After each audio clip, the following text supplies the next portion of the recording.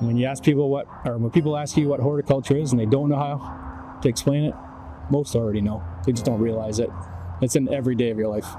Anything from our forests to our lawns to all of our plants, our food crops, they all fall under that umbrella. We teach a lot of horticulture topics here in terms of identifying all of your plants, understanding how things grow, dealing with the challenges of climate change that we're dealing with, stuff like your European chafer beetle we deal with right now. Our students are all taught that stuff and taught the stuff that makes a difference.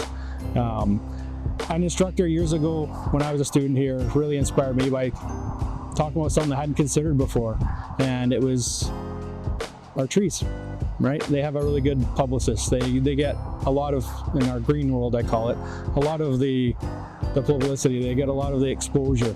People go to jail to protect them, right? People think, oh, you know, you're cutting old growth, that's fine, we'll replant it. There's no guarantee it will grow to be old growth again, right? Instructor to me said one time that, you know, came to class when I was a student and at KPU and showed me a tiniest little seed and asked me what it was, and at the time I didn't have the knowledge and couldn't identify it, and she'd asked the whole class and said, this is to a tree that will grow over 1,000 years old, but will live for such a long time through so many things, and it's still alive at 1,000 years old. And that's pretty cool, right? The light bulb came on for me that day, and I knew what I wanted to do. I knew I wanted to be an arborist. I knew I wanted to stay in this field. The hope is we can inspire students the same way. We had a student recently that went into the research side of beekeeping, right?